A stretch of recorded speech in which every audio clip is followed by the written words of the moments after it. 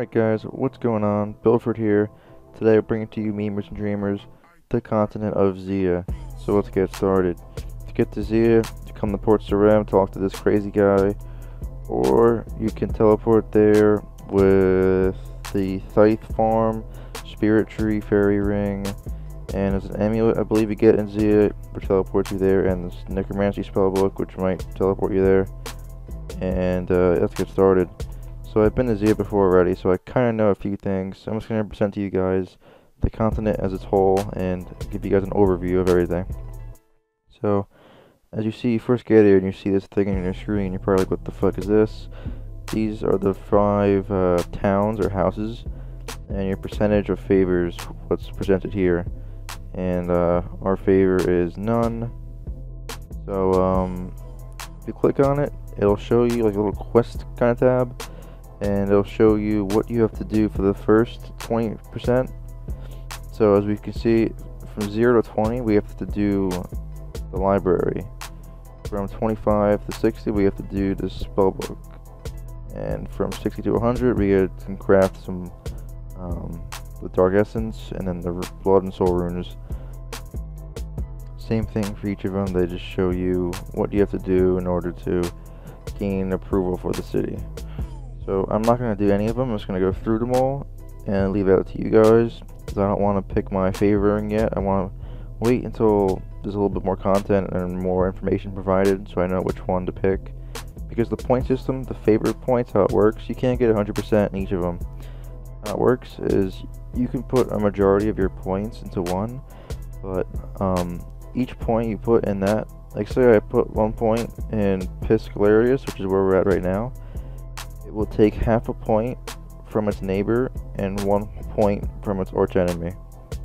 And I'm not too sure what the arch enemies are, or like I don't know what the I'm not sure what the arch enemies are, but I know the neighbors, you can clearly tell on the map.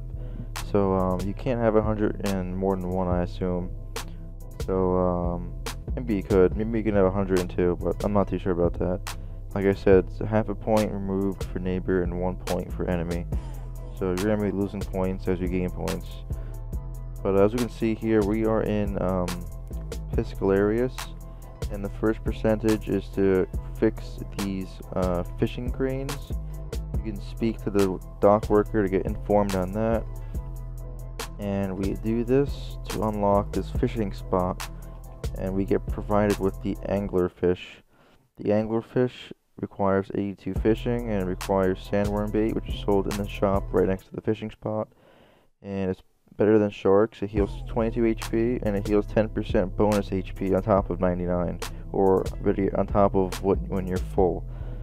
So according to the stream I'm watching, the Q&A Twitch stream of Runescape, you can get up to 120 HP using the anglerfish. So they're better than brews. So they'll definitely be worth money, and this is probably going to be a money-making hotspot for Zeah, definitely. Alright, so we just did that city, or house, that's Piscarilius pretty much for you. And I'm going to go for the Dark Altar and show you guys the runecrafting stuff. When you're coming to Zeah for the first time, I recommend bringing stamina potions, because it is a big continent. And the map is pretty big. I'll put the link of the map screenshot in the description so you guys can see that. Alright guys, here we are in the Scythe or Scythe farm. We're in the minigame area, and here are the plows we saw back then when they presented Zeah for the first time. They actually showed someone doing this, and you need a hammer to do this, unfortunately, so I can't show it to you. But yeah, this is the farming minigame, and if we go to farming, we can see there are a few fruits you can catch, or grow, sorry. And 34, 54, 74. So it's probably not good XP for me, being that I'm 92 and I can just do magic tree farm runs. But definitely check this out. Like I said, in a separate video, I'll be going through each little house and showing you guys how to do it.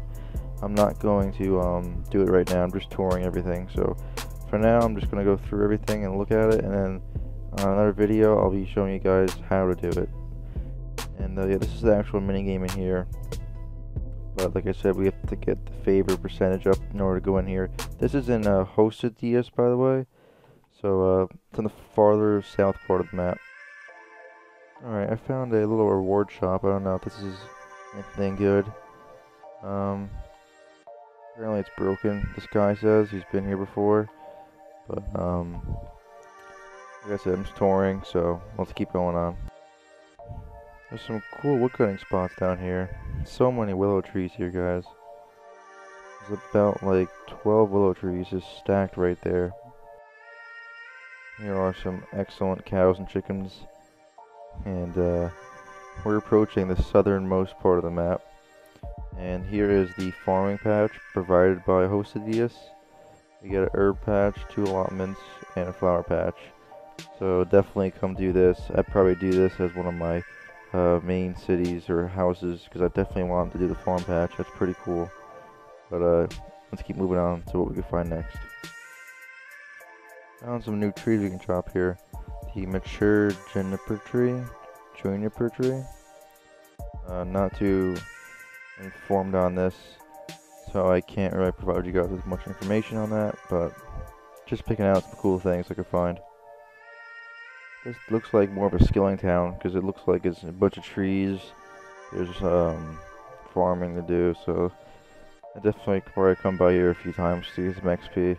Alright guys, we are approaching the Shayzien house, which is the combat area, where they said they would present the combat ring and stuff like that. And here is the logo I showed in another video. It's the logo of this town. And yeah, this is where the lizardmen are located. They're down in a little crevice, and you can use a dwarf cannon there. I saw some guy killing a lot of them with a dwarf cannon. But it's pretty much this area. There's not much to do here. It doesn't look like, or maybe there is, but I just can't find anything that looks like it's exciting. So yeah, I'm just gonna keep looking around, and whatever I find, I'll show it to you guys. Alright, gentlemen, here is the lizardman area.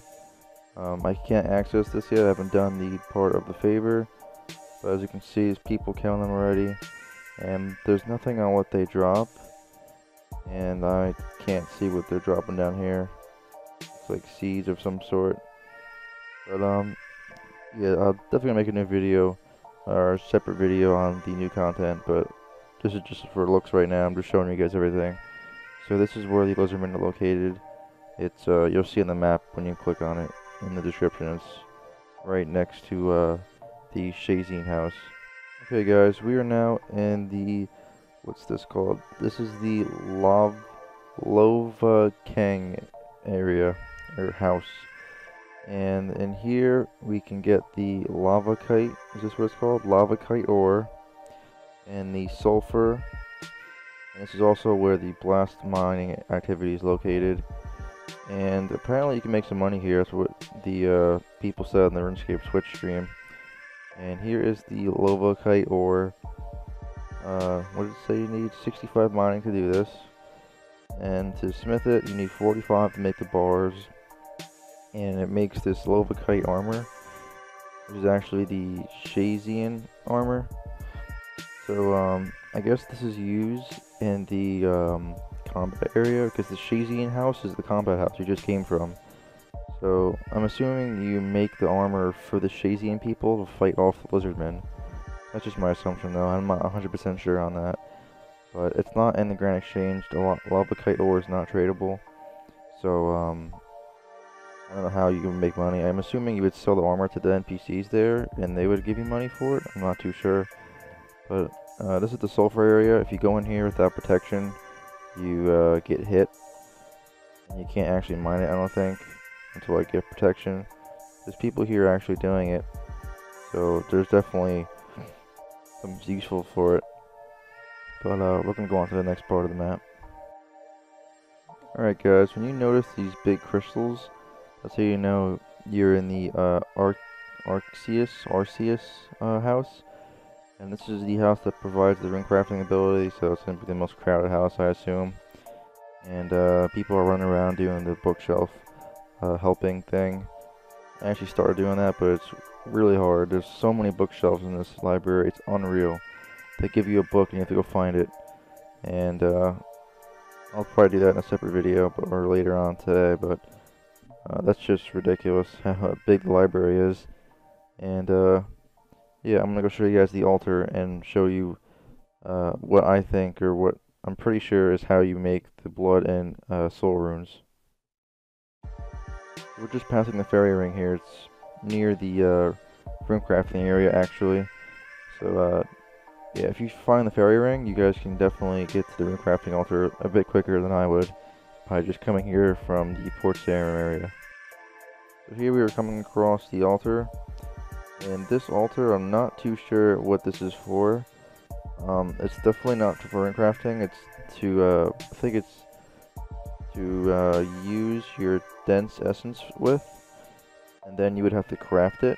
I'm not 100% sure on this. I'm gonna try to find out, but give me a minute here, and I'll do my best. Alright guys, I asked a few questions in game, and I found out how to do this. So what you have to do is, when you unlock this, you have to bring a chisel and a pickaxe. And you're gonna AFK mine the dense runestone. You are going to go charge it an altar I just showed you guys. You're gonna use a chisel on it, and then you can craft that. So that's how you pretty much rune craft. You do that continuously, and the methods of doing this would be to mine this, charge it, use a chisel and craft it, come to the abyss, craft the blood or soul runes, then you can teleport the fairy ring. The code, this kid just told me the code actually. Fairy ring code is CIS to get back here, and yeah, so that's definitely a good way to runecraft. You're supposed to be getting 45k XP an hour. Apparently, your people are getting over 50k. So this might get patched today, but the max should be 45k XP an hour. That's still pretty good, and you're making decent money off of it. And yeah, so this is the runecrafting part of it, and let's get started on the next part. Guys, here is the blood altar. I'm just showing you the blood altar for preference. And when you go to the runecrafting altar, make sure you get the block essence and use that while you're in the abyss on the rift in order to open it. And that's pretty much all the information I can get for you guys. And that's pretty much the whole continent of Zeah.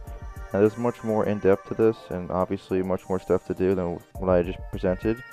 But I'm just showing you guys a quick little overview so you can get started. And I would definitely recommend to pick one of these houses and get started on this little tab and do as many of these as you could, because definitely some good things in Zeah that we have to get and unlock.